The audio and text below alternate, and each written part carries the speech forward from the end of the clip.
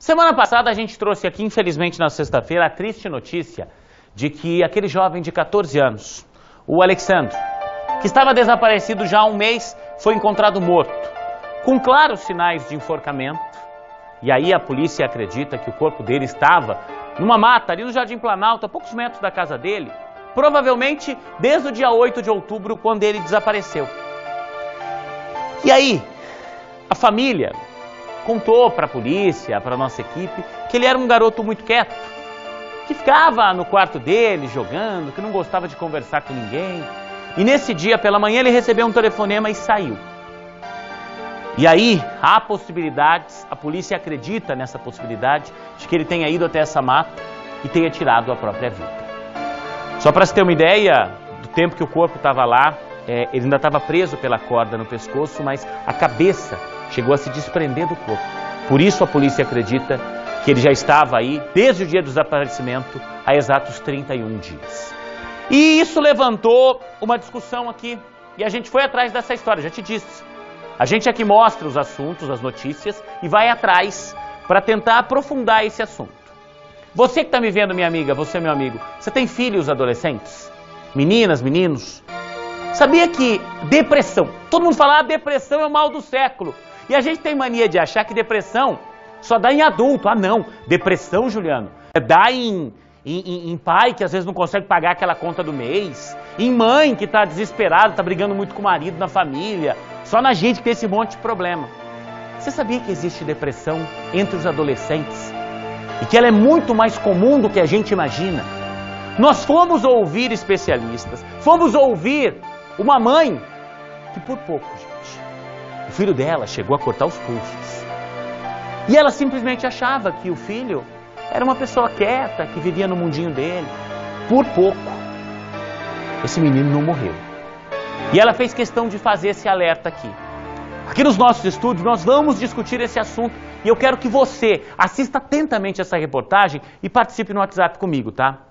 Teu filho tem comportamentos assim? É daqueles que se tranca no quarto, que não sai para brincar com ninguém, que mal sai de lá para comer, ou às vezes você tem que levar comida para ele porque ele não quer sair desse mundinho que ele criou?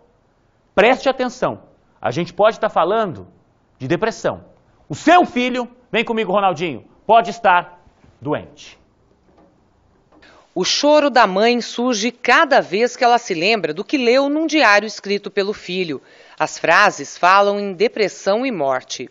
Eu ficava com o diário na mão para casa, eu gritava, a minha vizinha até veio aqui ver o que estava acontecendo, porque eu não conseguia, eu perdi o controle. Eu fiquei uma semana que eu não comia, eu não dormia. Aquelas palavras escritas, aquela dor que ele sentia, não apaga da minha mente. Almeri nunca desconfiou do comportamento reservado do menino, até que percebeu cortes nos braços do adolescente de 16 anos. Foi só depois de muita conversa que ele contou sobre a automutilação. E meu filho era um filho perfeito, bom aluno, muito educado.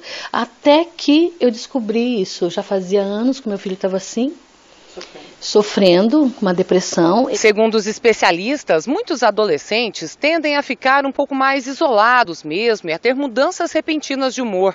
Mas alguns sinais indicam que o comportamento está fora do que é considerado normal. E aí, um olhar mais atento da família, dos professores, pode identificar um pedido de socorro. Os comportamentos autolesivos, eles são ignorados, né? Ou então eles são minimizados pela família, ou às vezes encaminhados rapidamente de alguma forma, entende-se de que aquilo vai ser passageiro, né?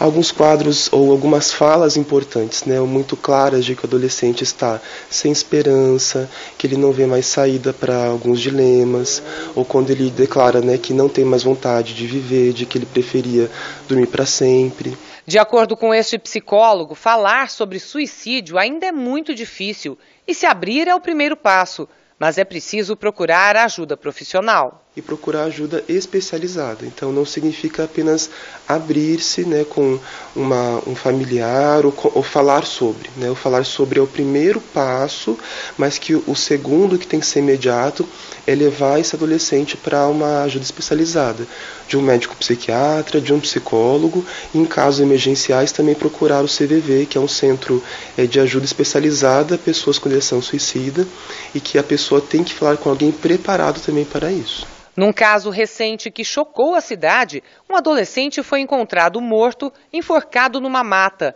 A principal linha de investigação é que ele tenha tirado a própria vida. Alexandro Vacário, de 14 anos, estava desaparecido há um mês. Quando saiu de casa pela última vez, deixou para trás o celular e pegou um caminho diferente do que fazia até a escola. E é só Deus mesmo para confortar a gente, porque eu falar para você, não tem explicação o que aconteceu, sabe? Assim, a gente tá em choque, entendeu? A gente tá em choque e a gente não sabe o que aconteceu. Depois de um desabafo simples nas redes sociais, Almeri conta que recebeu muitas mensagens de pessoas desconhecidas que enfrentam sozinhas o turbilhão de pensamentos sobre a possibilidade de acabar com a dor através da morte. Por isso, ela faz um alerta aos pais. Tem muitos pais que deveriam, sim, prestar mais atenção, sabe? Se o filho não conseguisse abrir com os pais, uma família, um tio, um amigo, um namorado, que seja, para se abrir, para tentar ajudar, porque eles não, igual meu filho, ele não conseguia se abrir.